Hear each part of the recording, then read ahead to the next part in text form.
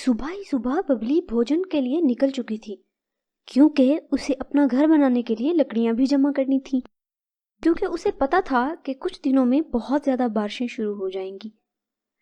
उड़ते उड़ते अचानक उसे गोलू बादल मिल जाता है, जो कि उनकी जंगल की तरफ जा रहा था।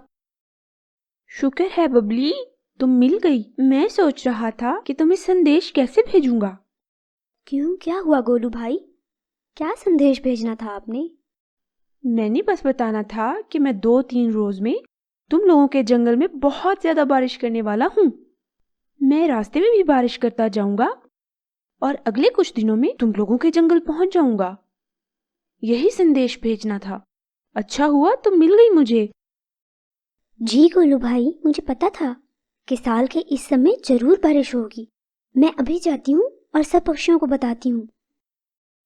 गोलू बारिश बरसाने साथ वाले जंगल चला गया और बबली वहां से फौरन वापस आ गई, ताकि वो बाकी पक्षियों को सावधान कर सके कि कुछ दिनों में बहुत ज्यादा तूफान और बारिश होने वाली है। बबली जल्दी से सब पक्षियों को एक जगह जमा करती है ताकि उनको गोलू बादल का संदेश दे सके। क्या हुआ बबली, तुमने हमें इतनी जल्दी में क्यों जमा किया है? मैं तो अपनी लाल मिर्ची खा रहा था, आधी छोड़कर बीच में आया हूँ कि पता नहीं क्या हो गया है। हाँ ना बबली, ऐसा भी क्या हो गया कि तुम्हें इतनी जल्दी सबको बुला लिया? तोता भाई, कबूतरी दीदी, आज मैं पहाड़ों पर भोजन लेने गई थी। वहां मुझे गोलू भाई मिले थे। वो कह रहे थे कि कुछ दिनों में हमारे जंगल में बहुत ज्यादा बारिश होगी, इसीलिए हमें अपने घरों की मरम्मत कर लेनी चाहिए। मैं इसीलिए जल्दी इकट्ठा किया आप लोगों को कि जल्दी से मैं उसका संदेश आप लोगों को पहुंचा दूं, ताकि आप लोग अपने घरों की मुरम्मत कर लें, या नया घर बनाना है तो नया बना लें। तो बारिश तो हर साल ही आती है, मैं तो नहीं करूंगा मुरम्मत, ना मुझसे इतना काम किया जाता है। तुम सब जरूर करो इतना सारा काम, ठीक है ना? कालू, तुम्हें तो हर वक्त काम से मौत ही पड़ती रहती है। ना बनाओ घर, हम तो जरूर बनाएंगे। पिछले साल मैंने भी नहीं बनाया था तो मेरा बच्चा भीग के बीमार हो गया था। और यूं सारे पक्षी कालू को छोड़कर लकड़ियां इकट्ठी करने चले जाते हैं और कालू अपने घर चला जाता है, जहां नीलो बैठी उसका इंतजार कर रही थी। बबली को देखो, कहती है मेरे साथ जाकर लकड़ियां लाओ। कह रही थी बहुत बारिश होगी और घर टूट जाएगा। मैं कहा मैं तो नहीं जा रहा। ठीक किया ना मैंने नीलो? अरे कालू, तुम्हारा तो दिमाग ही खराब है। तुम्हें जाना चाहिए था। पिछली बार भी तो जब तुमने घर नहीं बनाया था तो मैं बारिश में भीगकर बीमार पड़ गई थी। अच्छा अच्छा ठीक है ना, गुस्सा तो मत करो। मैं ऐसा करूंगा, जब ये सब पक्षी लकड़ियां ले आएंगे ना, मैं इन सब की लकड़ियां चोरी कर लूंगा। फिर ढूंढते रहेंगे ये सब अपनी लकड़ियां और मुझे ज्यादा मेहनत भी नहीं करनी पड़ेगी। उधर सब पक्षी बड़ी मेहनत से लकड़ियां ढूंढ कर ले आते हैं। बबली भी लकड़ियां लेकर आ जाती है। कबूतर जैसे ही लकड़ियों को देखता है तो कहता है, अरे बबली, ये क्या, ये कौन सी लकड़ियां इकट्ठी कर ली तुमने? ये तो एक दिन भी नहीं निकालेंगी इतनी सख्त बारिश में। अरे ये तो बहुत नाजुक होती हैं, एक तूफान से ही टूट जाएंगी ये तो। चिड़िया ने बहुत ही मेहनत से लकड़ियां इकट्ठी की थी, लेकिन वो मेहनत से भागने वालों में से नहीं थी।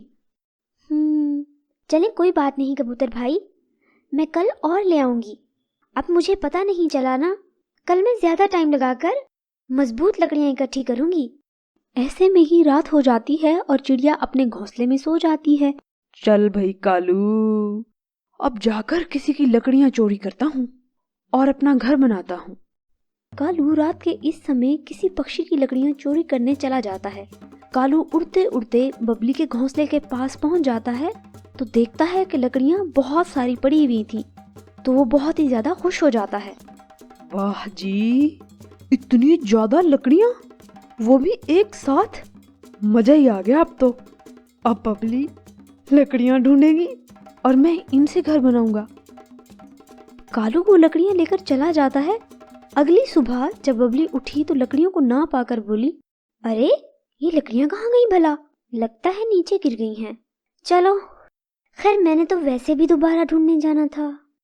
उधर कालू उन लकड़ियों को ले जाकर घर बनाना शुरू कर देता है और कुछ ही देर में बहुत ही खूबसूरत सा घर बना लेता है। वाह कालू, तुम तो छा गए हो। कोई मेहनत भी नहीं करनी पड़ी और मेरा घर भी बन गया है। अब तो खुश हो ना नीलो, इस साल तुम बारिश में नहीं भीगोगी। हाँ, शुक्र है कालू, तुमने अपनी तेज बुद्धि को सही इस्तेमाल किया है इस बार। बबली दोबारा मजबूत लकड़ियां ढूंढने चली जाती है और इस बार वो बहुत ही मेहनत से मजबूत लकड़ियां ढूंढ कर ले आती है जो बारिश और तेज तूफान को भी बर्दाश्त कर सकें। बबली इस बार जब लकड़ियां वापस लेकर आ रही होती है तो उसे दोबारा कबूतर मिलता है। हाँ बबली, ये लकड़ियां ठीक हैं। इनसे बहुत ही अच्छा और मजबूत घर बनेगा, जो कि बारिश तो क्या तूफान से भी नहीं टूटेगा। चलो, मैं तुम्हारी सहायता कर देता हूँ। दोनों मिलकर जल्दी जल्दी घर बना लेते हैं। ये ना हो कि देर हो जाए और बारिश शुरू हो जाए। बबली और कबूतर मिलकर जल्दी से घर बना लेते हैं। अरे देखो तो कितना प्यारा घर बना है मेरा। ऐसा घर पूरे जंगल में किसी का नहीं होगा, मुझे पता है। और यूं सारे ही पक्षियों ने अपने अपने मजबूत घर बना लिए थे। कौवा भी बहुत ही ज्यादा खुश था कि उसने बगैर मेहनत के घर बना लिया है। फिर कुछ समय के बाद जंगल में बहुत जोरों की बारिश शुरू हो गई। इससे पहले इतनी बारिश किसी ने नहीं देखी थी। सभी पक्षी अपने अपने घरों में मौजूद थे। बारिश बहुत ही तेज हुई जा रही थी और रुकने का नाम तक नहीं ले रही थी। कुछ देर तक तो कालू का घर बारिश का मुकाबला करता रहा, लेकिन आखिरकार वो टूट गया। अरे नीलो, मैं तो इतनी मेहनत से घर बनाया था, ये फिर टूट कैसे गया है? अब तो हमें कोई पनाह भी नहीं देगा अपने घर में। तुम तो हो ही कामचोर। मैं कल ही अपनी अम्मी के घर चले जाना है। इस बार फिर बारिश में भीगना पड़ेगा हमें। तुम तो ढीठ हो, लेकिन मैं बीमार पड़ जाऊंगी। और यूं कालू और नीलो वहीं बारिश में भीगते रहते हैं। जैसे ही कुछ समय के बाद बारिश होना बंद हो जाती है तो वहां सब पक्षी देखते हैं कि कालू नीचे पड़े हुए हैं। वो फौरन दोनों को उठाकर डॉक्टर तोताराम को बुला लाते हैं, जो उनको मेडिसिन देते हैं तो दोनों को होश आ जाता है। लेकिन उनको बहुत ज्यादा ठंड लग चुकी थी। कालू भाई, आपने तो नया घर बनाया था ना, फिर ये टूट कैसे गया? अरे बबली, क्या बताऊं, मैंने तुम्हारी लकड़ियां चोरी करके घर बनाया था, मुझे माफ कर दो। अरे पागल कालू कव्वे, वो लकड़ियां तो बहुत ही कमजोर थीं। वो तो बारिश को नहीं सह सकती थीं। मैंने इसीलिए तो बबली को कहा था कि कोई और मजबूत लकड़ियां ढूंढ कर लाए। सही कहते हैं वैसे, चोर चोरी से जाए, हेरा फेरी से ना जाए। और फिर कालू इस सब के बाद खूब मेहनत करके लकड़ियां जमा करता है और अपना नया घर बनाता है।